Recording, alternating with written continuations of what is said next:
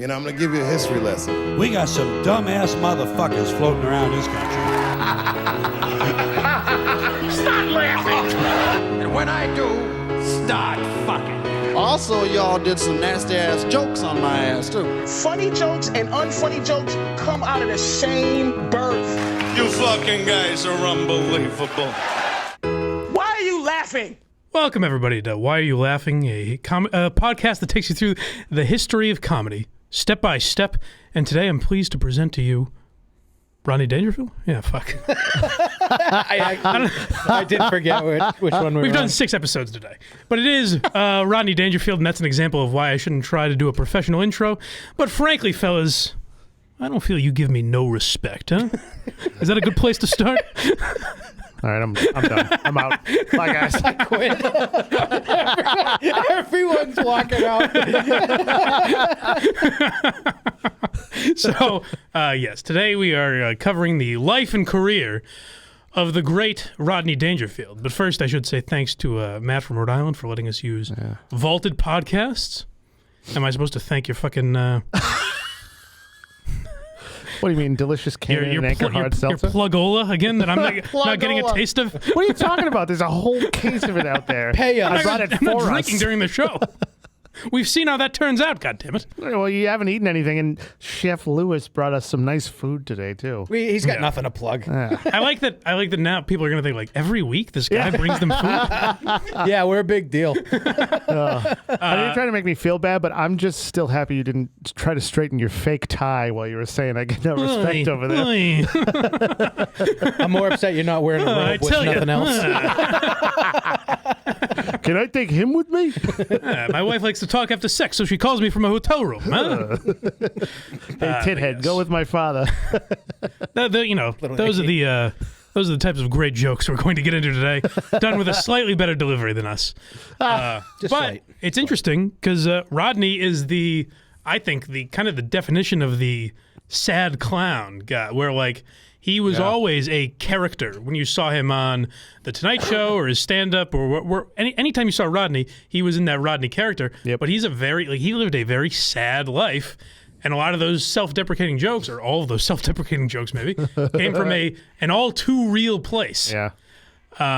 So we can start with right from the beginning. There are a couple funny facts about Rodney. How do I have it listed? I forget, because there's one I think you guys are really going to enjoy. But where do we start here, Matt? His real name? Oh, of course. His real name, Jacob Cohen. Is that right? Yep. Yes. But What's my name? His first fake name. in what way? My name's spelled a cone. I guess. No, it's Cohen. You're stupid. Cohen. Oh, no, it's not. You're an Got idiot. some of the same letters, I guess.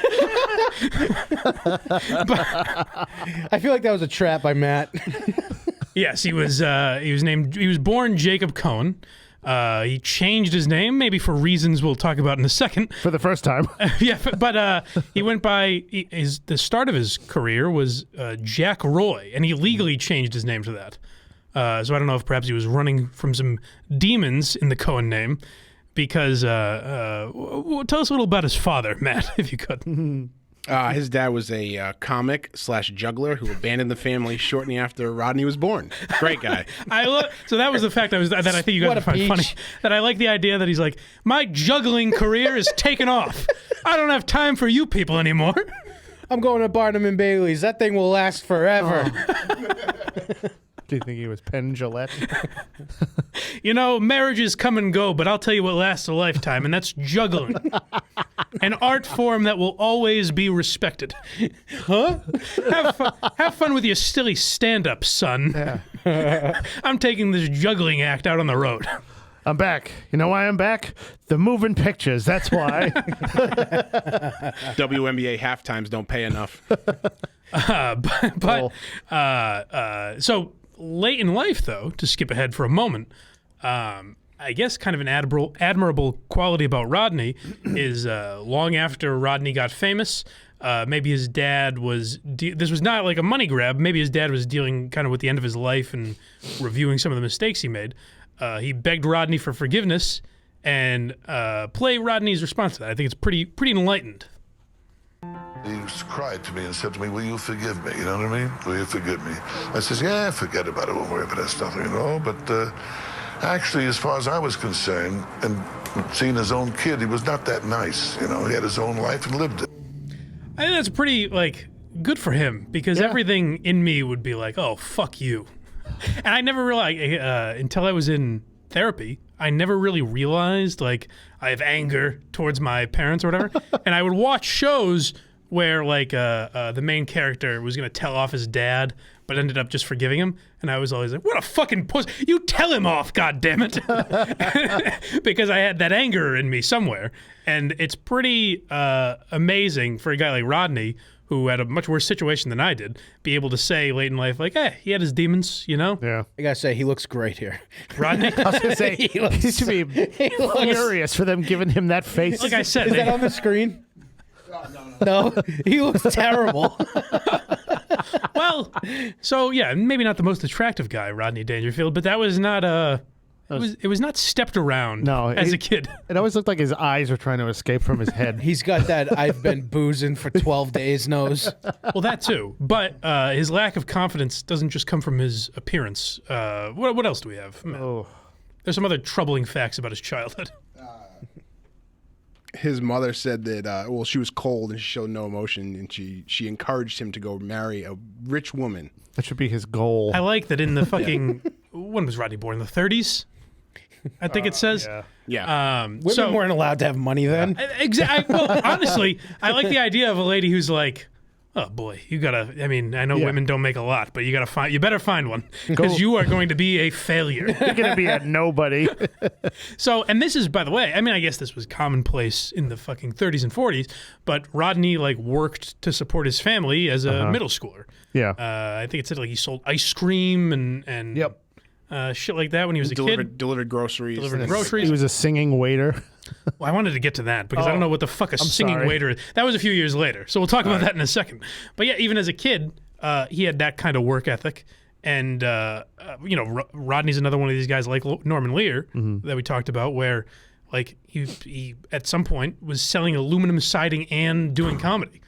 So we'll talk about that type of shit, but it's funny just to compare to now, where we're literally in a time where in droves people are quitting their jobs. Aluminum siding to the house, like a house? Yeah. Oh, man. Yeah. What other kind of aluminum siding is there? I don't know. That was just like a weird thing. I would kill myself during like a hailstorm. Yeah. That would suck. Ping, ping, ping, ping, ping, ping, ping. Oh, God. That would be miserable. I just like the idea of Rodney as a salesman. Like, how could you not laugh at this guy pitching you aluminum siding? You should buy it's going to be great for you, all right? It's going to be good for your house. I wish one of us could do a Rodney impression. That would make this episode a lot more fun. We should have called Soder, our pal Soder. I was going to say, actually, I was just going to use him as an example. You get guys like Rodney who are selling aluminum siding, and then Norman Lear's doing door-to-door salesman. Every comic now who hasn't quit their job yet, they're all waiters. Oh, yeah.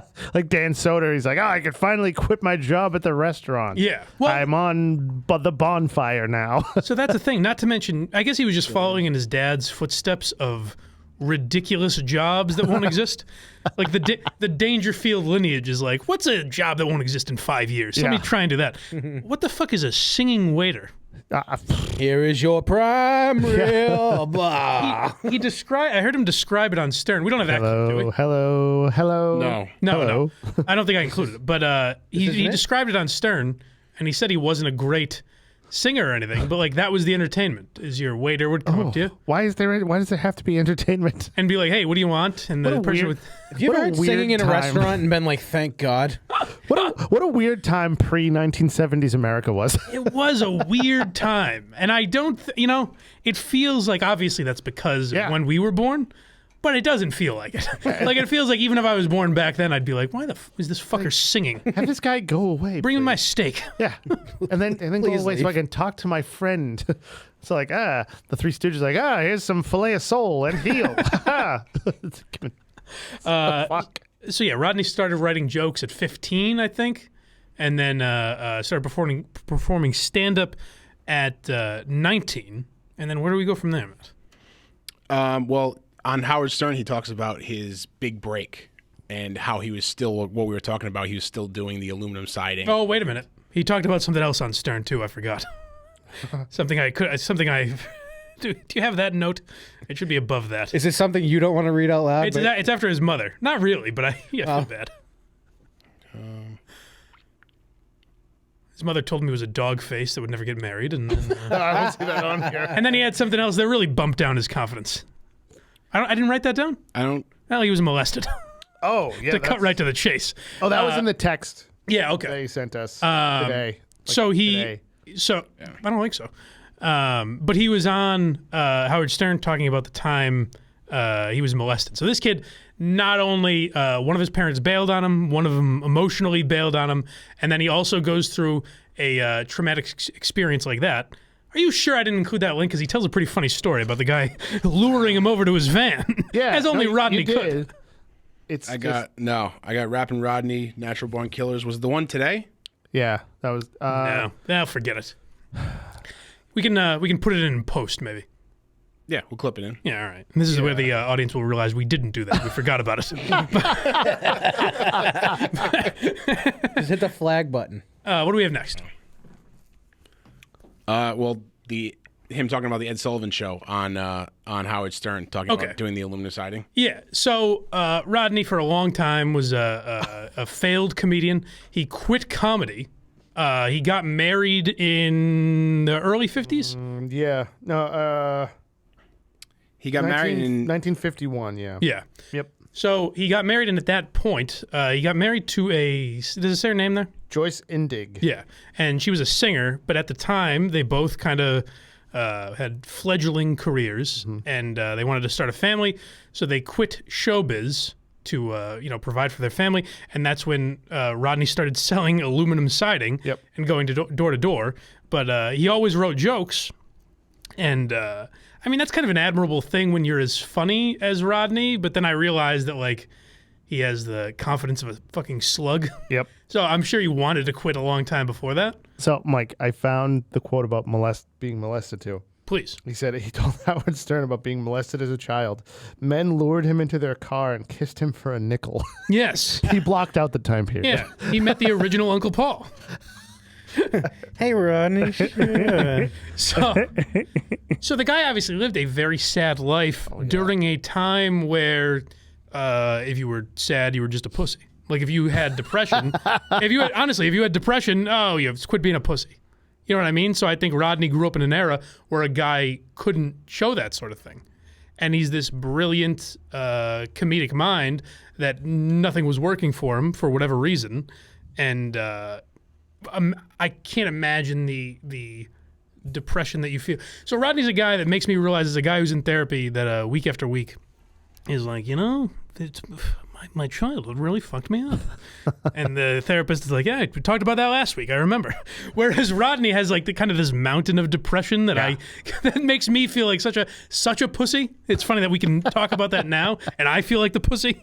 But Rodney had a really genuinely sad childhood and was able to do something I never was and channel that into being fucking hilarious. Because when you find out he's depressed, you'll get there one day. Look at any one of his jokes, and if you really look at it seriously, you're like, oh, this is a man who has no confidence. Yeah. It's basically his entire act. Yeah. So yeah, here is except for Caddyshack. Well, that too, which we'll get to in a moment. Yeah. But yeah, Rodney was on Howard Stern, and he got his big break on the Ed Sullivan Show in the. Does it say what year? I forget. 60s, I think. Well, we'll play it. 67. Yeah. Where did you sell the aluminum siding? I was in Englewood, New Jersey for 10 years. Could you imagine? I'll tell you something. So I sold people a job, so that Saturday. Sunday, they're watching Ed Sullivan, and they see me walk out on Ed Sullivan under a different name. Wow. My name, Jack Roy, the real name, sold them siding. Then they see Rodney Dangerfield. So she says to the mechanic, is Mr. Roy also in show business? Yeah. He says, yeah, he's just setting aside, Wow. On the side, Ed Sullivan. Ed Sullivan's the side gig. That's like now if fucking Michael Che knocked on your door. Yeah. Would you like some aluminum siding? It's like, are you the guy from fucking Weekend Update? But that's what entertainment was, where these guys would get famous, but not really, like, they knew the struggle a lot more than a lot of kids now that went to fucking theater camp or, took improv their entire life. Improv. And that's, fuck, I forgot to... It's funny. I'll get my good Norman Lear information in this episode, in the Rodney episode. A quote I meant to say about Norman Lear is he had a brilliant point about why, why writers now, why everything is a retread of something else. Mm-hmm. Because guys that wrote in Norman Lear's time wrote about their life experience. Right. Whereas guys who write now grew up watching Norman Lear's shows and watching Seinfeld and all that shit. So that's their life experience. So they're writing about, we have to have another episode where characters switch bodies for the 10,000th time. Yeah. And that's that's kind of why I respect this generation so much more than ours, and why I think they were able to talk about a lot more real stuff, and why we have mental breakdowns every time reality creeps into entertainment. Like, really, Rodney is a guy who was depressed his entire life and bottled that into, I'm ugly jokes. Yeah. Which is a pretty admirable fucking thing. Absolutely. Great jokes, though. Fucking superhero. All right. Where are we going now, Matt? Well, I have the clip from Natural Born Killers queued up, but before that, you want to talk about how he couldn't originally he couldn't get booked on the Tonight Show? Oh yeah, the angry letter. This was great. One of Carson's many Carson was the angriest guy. Like, when we do his episode, we might be able to do an episode just on Carson's beefs, because the guy knew how to hold a grudge. Oh yeah. So after Ed Sullivan, Rodney did Ed Sullivan a few times and was starting to make it big as a comedian. But one night he was up watching The Tonight Show, and I believe it was either that he sent in jokes to The Tonight Show, or that I think maybe a writer was at the Comedy Store or wherever and saw Rodney do some joke, and they used it on The Tonight Show without obviously credit. Like, he didn't get paid for that or anything. So he wrote an angry letter to The Tonight Show. Just a scathing review of how furious he was about this, and then after that he couldn't get booked, and he was like, why the cat fucking, because he didn't think they would really even notice that, I guess, who he was, and he was like, why can't I get booked on the Tonight Show? And they were like, well, Johnny's fucking furious, and he could never get booked. Johnny held a grudge until Rodney ran into him in public and bent the knee and apologized to him. Said, I shouldn't have done that. I'm really sorry. And Carson said, no big deal. Like, he hadn't held a grudge for 10 years and held back Rodney's career. Thinking of who Carson was, it's crazy that shit even makes his radar. Yeah. Oh, yeah. Well, you got to figure also in that era, maybe he was a little more hands-on than like Jimmy Fallon would be. He was in the trenches. But he was a comic. He was a comic. He was a comics comic, like, before he even had the Tonight Show. Carson valued loyalty, and I guess he looked at that as saying, like, and he had a big ego, so maybe he looked at that as saying, like, you think I would steal a fucking joke, and you're gonna come at me, the king, So we'll get into that in a little, but that kind of that speaks to God. That kind of speaks to both guys when you think about it. Where Carson was this guy who held a grudge. And then, like, when you bend the knee, he's like, I don't, like, it was no big deal. But Rodney's the kind of guy that will swallow his pride and say, this will be good for my career, and I respect Johnny Carson, so I'm just going to do this. Yeah. I feel like there was a couple more before we get to his acting career. I thought there were a couple more. He was making big money in Vegas, but then he had to move back east because his wife's drinking got out of hand. Yeah, so Rodney got divorced. Just like my mom. Rodney got divorced in the early 60s and then remarried like a year later to that same Jane Indig or whatever her name is. Same lady. Yeah, 1962 they got divorced, and then they got remarried in 1963. Yeah, so, I think he was still married by the time he broke. I don't know if the marriage was falling apart or what, but fucking, good for Rodney, I guess. I mean, New York is still a hub of comedy, but he was starting to make it out in L.A. His wife was kind of going off the rails, and this was towards the end of their marriage. They probably already weren't communicating, really, if they were on separate coasts in 1968. Right. But Rodney moved back to Jersey to be around his kids a little more, and that's when he opened Dangerfield in New York City, which is now gone.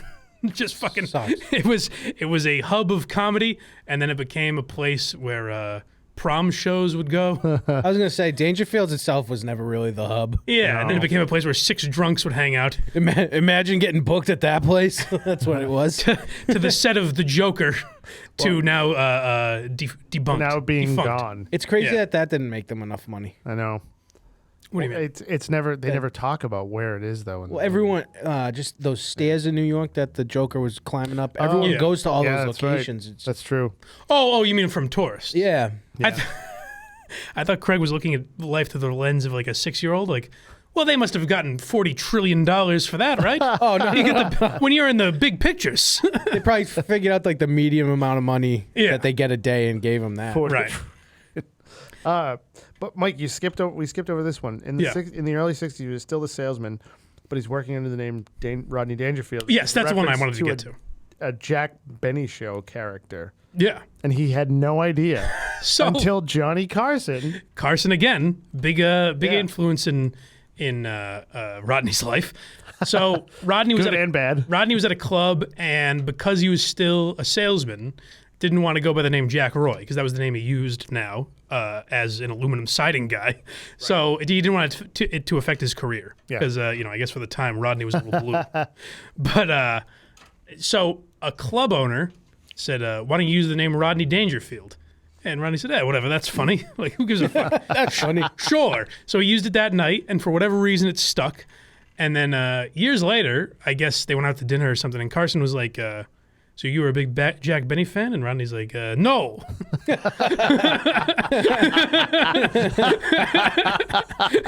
And he's like, well, your name is a reference to some Jack Benny show character.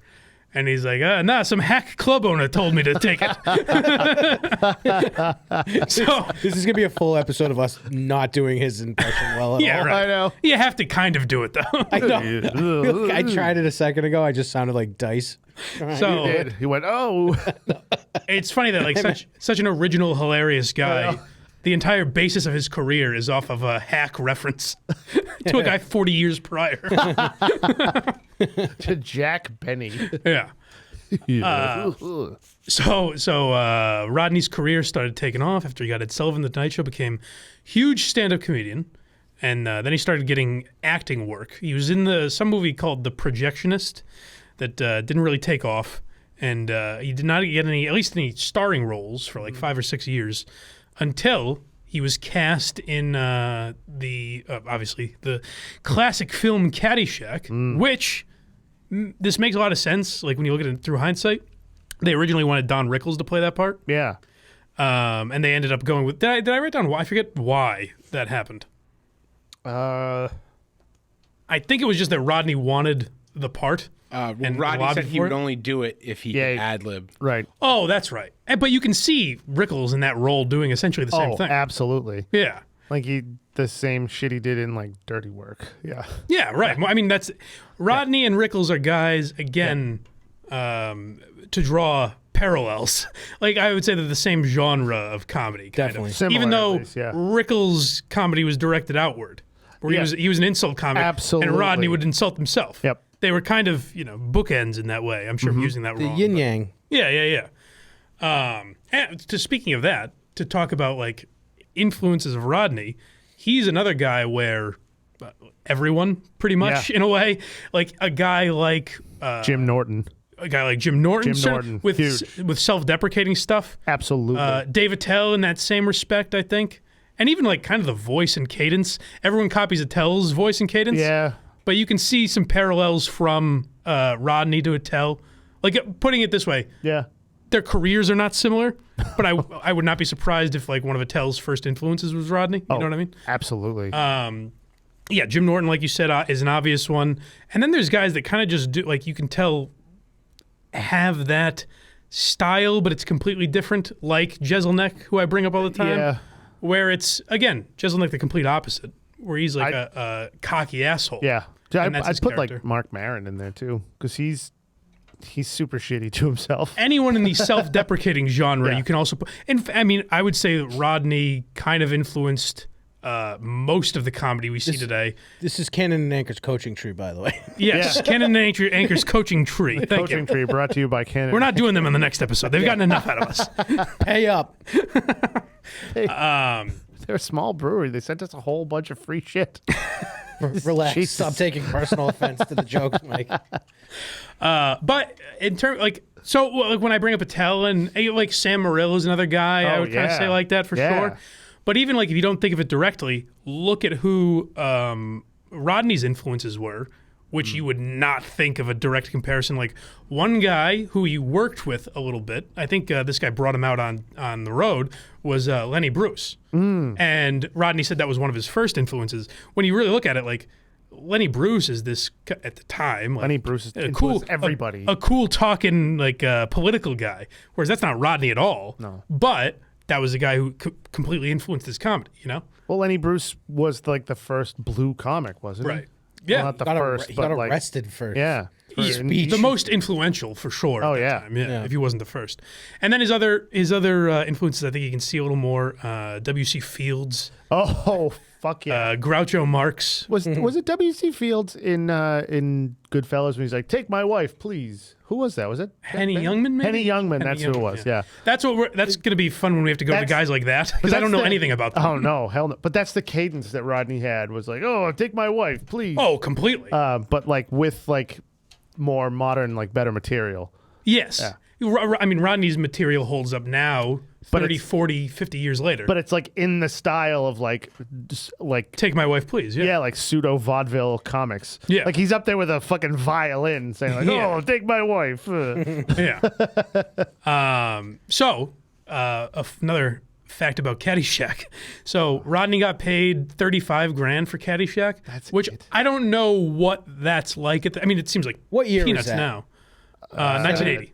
Was it 80? Yeah. that So it was late? filmed in 79. It was 1980, but I don't know what the going rate for a supporting role in a comedy was in 1980. I mean, that's probably pretty well, I would imagine. I would think it's middle of the road. Yeah. I would think, you know? It's not piss poor. Put it this way, I'm guessing they saved money not paying Rickles. What do you think? What do you think Jackie Mason made to play Rodney Dangerfield's character in Caddyshack? God, I hope not. I hope not a lot. Was it the same character? Oh, it wasn't the same character, but Okay. it was the same character. Oh, obviously, but I didn't know if they were like, "Hey, here's Rodney again." How much did Jackie Mason make for Caddyshack 2? Because I'm very curious about that. See if we, What year did that one come out? 85, 86? yeah, sounds right. Rodney just said no. Oh, The whole cast everybody said no. Everybody said Oh, that's Dan right. Dan Aykroyd played Bill Murray's character. Caddyshack 2 It's the is same renowned movie. as the worst sequel of all time by a lot Yeah, of people. it's horrendous. I don't know if I've ever seen it. Oh, it's You the only wouldn't have. the only actor that's in both is Chevy Chase. Right, but Chevy Chase is only in like one scene, Yeah, right? he's in like they twisted his arm. Yeah. But it's How much did he get for that one scene? Oh my god, he probably More than $35,000. I yeah, bet. more than $35,000. But You can't find it. That's all right. I was just curious about that morbidly because well, regardless, what we a don't kick in the dick. we don't really know the going rate for what a comedy was paying in 1980. But what we do know is that Rodney said he lost $150,000 in Vegas gigs for taking the role. Oh wow. So by doing Caddyshack, the amount of time he could have played in Vegas, he would have made an extra $150,000. Ooh. So, and converted to now would be a shit ton more. Because Yeah, I think way more. I think a guy now like Rodney now would be making $100,000 a night probably. Oh, and he probably got no royalties. Oh from God, Caddyshack no! or Again, anything. And that's one of the movies that people cite as one of the funniest movies of all time. Like it's in with like Blazing Saddles and like Animal House. Yeah. Yeah. I don't. It's once Rodney's career took off, like then he wrote and starred in Easy Money and Back to School, which people love. The Ladybugs. I don't know. And he didn't. Did he have any bombs? That I mean, he was in like Little Nicky and The shit. Ladybugs. But I can't. I don't know the Ladybugs. Oh, I thought that was a reference to something I didn't No, get. it's a movie. Oh boy. He was like a coach for like a. Hang on, I remember Talking Little about- Nicky so fondly, and I went back and watched it like a I year ago. loved that movie when I was a kid. Yeah, I watched it like a year ago. You want to talk about looking back at hack material? The Ladybugs? I love Little Nicky. Have you watched it lately? Cassius, get in the flash. Have you seen it? Yeah, I mean, I'm I from probably the watched it South. last year. The Deep South. Hey, devil guy, some dude just stole your shit. Well, by the way, Rodney, one of the few guys to play the devil and an angel in films. Yes. I don't know what the other one was. I'm sure they were both shit, but This Coke tastes like Pepsi. You're damn right it does. No, there's definitely like really Moose funny parts, piss. but there's a ton of shit in that. so far, here's the trend I've noticed is in every episode, for example, this one, Craig will try to turn this to a Little Nicky episode. hey, the Little Nicky chat seems to be dying down, but I'd like to really keep it going. I haven't brought that up in months. I haven't brought that movie in months. Henry Winkler, covered in bees. Cover Winkler and bees. That was the second you can do it guy. This was all right. Rodney also did a dramatic role. He did a dramatic role. I'll get to that in a second. Because before he played a dramatic role, he also started a music career. So we take you to 1983 when Rodney was at the peak. Can we please listen to the whole thing? He was in Caddyshack. He just wrote Easy Money and starred in it. And then, say what you want about it now, this was a Billboard charts hit. And I believe, if I'm not mistaken, the first rap song to hit the charts that high. No. So who's in charge of the Billboard? Norman Lear. I'll give you a little taste of. It's considered the first rap/pop crossover hit. Oh, I'm sorry. That's what it was. Yes, you're right. Yeah, the Fat Boys were probably before Rodney. All the Fat Boys. But let's play a bit of Rappin' Rodney for you. Oof. I tell you I'm all right now, but last week I was in rough shape. I don't get a break with nothing. I remember. I played hide and seek when I was 3. No respect, no respect. Why, they wouldn't even look for me. No respect, no respect. I was an ugly kid. I never had fun. No respect, no respect. They took me to a dog show and I won. No respect, no respect. When I was born, I Some of the lines are still good. No respect, no respect. My old man said he wanted a boy. No respect, no respect. I was an ugly kid, always alone. No respect, no respect. Halloween, I had a trick-or-treat over the phone. No respect, no respect. The lines are good. Friends don't call, my phone don't ring. I don't get a break with anything. I just want to get you to the chorus. Ah, death, where is my sting? It's just Rappin' Rodney. Ain't that your type? No, no. Rappin' Rodney. Get out of sight. It's just Rappin' Rodney. Make no mistake, poor old Rappin' Rodney can't get a break. So I play that to say, while we do thank Rodney for a lot of great comics that came after him that he influenced, we can also thank him for the shit comedy we had in the 90s, like Joe Piscopo and the like. That would be like, my name is Mike, and I'm here to say, it's crazy that I'm white and rapping this way. So I guess Rodney started that, which is very unexpected. Where does Weird Al fit in that conversation, I wonder? Well, I mean, Weird Al's a goat. Don't you dare. I agree. I'm just it's saying. it's a different level, you know. Like what? We have to do an episode on him, by the way. We will actually. I think Weird Al is a little underrated. Like We'll he's have used as to. a hack, but he's not. Oh, he's definitely not a hack. No. Not a hack. He started at all the. He was before Kids Bop and all that shit. It's just the parody song is just an odd level of on the hierarchy of comedy. Sure. But yeah, so Rodney, and again, a lot of the lines in that were pretty funny. Oh, Like, they were great. They were all good Rodney lines. The trick or treat over the phone. I went to the dog show and I won. and with the, we have the power of hindsight. So maybe it wasn't as douchey. Oh, it's super douchey. In 1983, though, I don't know. Yeah. I have no idea. But it, like I said, it did influence. I think a lot of that, where it's like, isn't it crazy? I'm a white guy and I'm rapping. Isn't that funny? Isn't this neat? And the other thing, so I knew about that song. I knew about that song forever because of O&A. No. That's where I heard it first. I heard, for whatever reason, maybe Stern, maybe same type of thing. But I heard Rappin' Rodney when I was young, so I always knew this existed. But it shook me to the core when I did research for this episode and found out it was a rap pop crossover hit. They'd play this on the radio. I thought Rodney had it wiped from existence. No, it was very successful, Mike. It's 1983. You pull up to a red light, and the car next to you is blasting Rodney. That's what's blasting when cars are pulling into the gas stations. Bobbing their heads. So yeah, Rodney, the dramatic role that he took on that we referenced was in the Woody Harrelson vehicle, Natural Born Killers. Which is absurd. It is a little absurd, but like, so this is the only clip of him I could find online from the movie. He's not in it very much. Yeah, I don't think this really does it justice of Rodney being in a drama, though, because it's still kind of him being funny. Yeah. Like, we'll play it. I guess it's funny to hear him curse, which he never really did. He's also such a creep. Oh, yeah. Like Do you go back and look at his face again? Obviously. Yeah. Well, if you're the watching, implications of this scene is just so like, oh. Yeah. If you're watching on YouTube or patreon.com/blindmike, where you can get these episodes early, then you'll get a little taste of how creepy this scene is shot. But it is weird from an audio perspective that there's like a laugh track in the background. That's the only thing that kind of takes away from it. It's kind of funny though. Let's play it.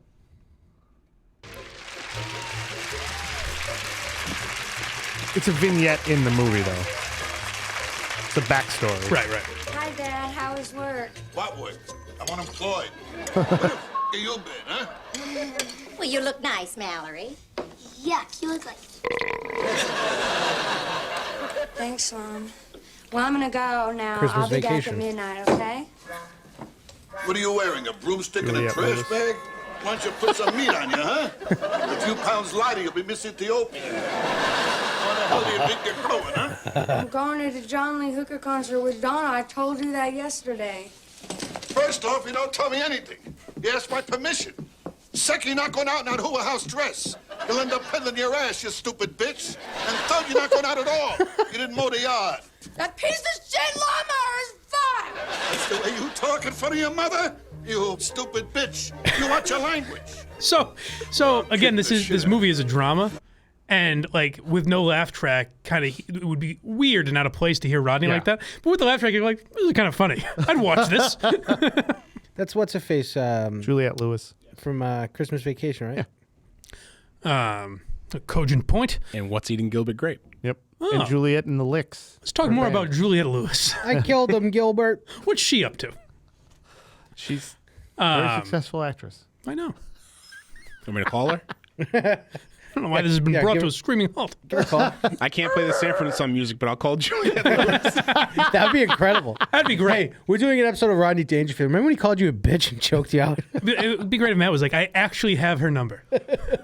Believe it or not, we met once and we stayed in touch. Here right now. We're good friends.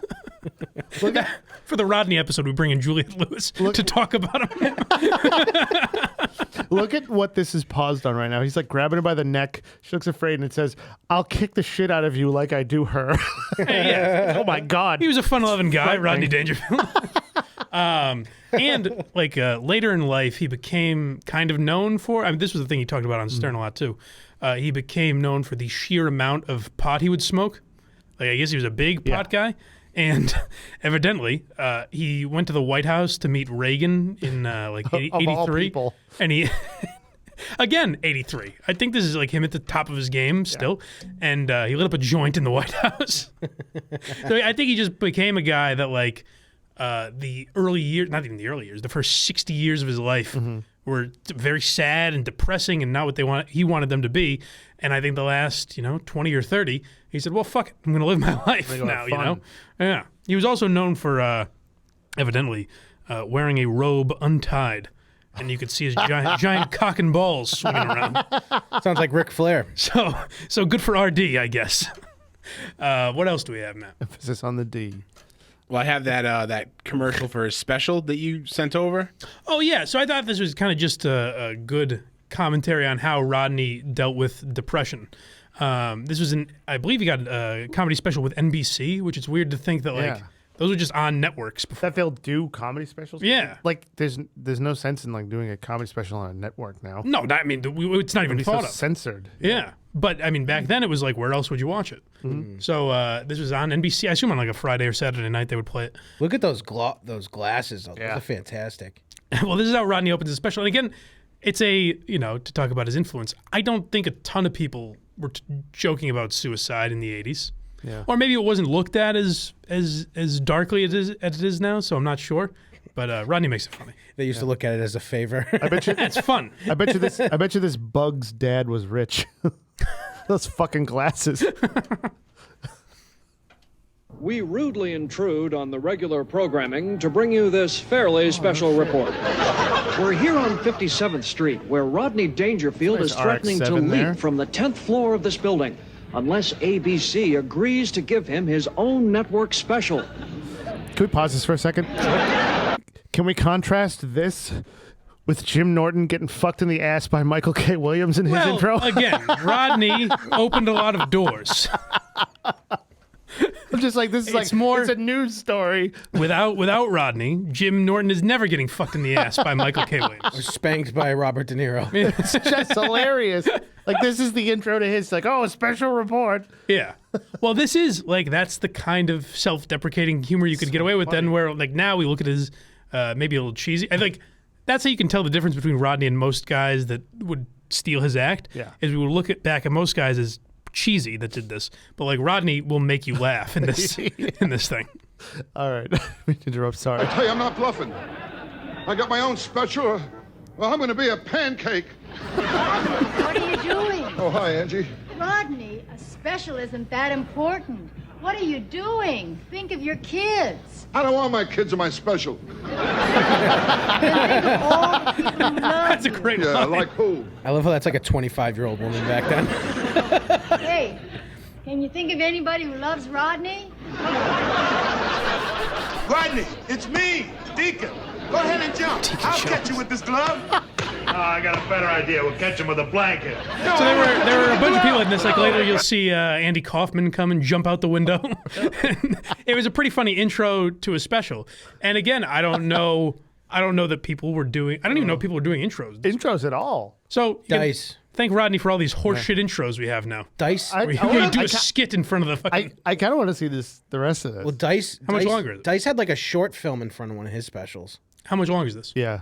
Oh, it's another 3 minutes. Yeah. It's a little long. Yeah, it's a little long. Go look up. How did I search this? Rodney Dangerfield suicide special. I think is what I think you'll find it. Did you just type that in and be hopeful, or no? I've seen it before. Were you tipped off? That'd be great. I'm like, what are the odds? So Rodney was again, even his death was sad, where he was dealing with all sorts of illness and health struggles late in life, and then eventually died of complications during brain surgery. Oh yeah. So, and I mean, he was up there in age, but it's still fucking a brutal end to a very sad life. And Rodney Dangerfield, the influence he left, like we said, you could point to 10 million comedians. Mark Norman's another one that I'll be seeing Mark Norman tonight. Huge influence from Rodney for sure. And you'd almost be hard pressed if you name Rodney, Rickles, Carlin, and Pryor. Mm-hmm. You'd be hard pressed to find someone that doesn't have some influence from one of those four guys. Absolutely. Because that's kind of you could throw Lenny Bruce and a few others in there, but that's kind of the Mount Rushmore of comedy. Well, the Mount Rushmore of modern comedy. Right, for sure. Absolutely. Yeah. So is there anything, there's one note about his death that I want to make, but is there anything before that I missed in our notes?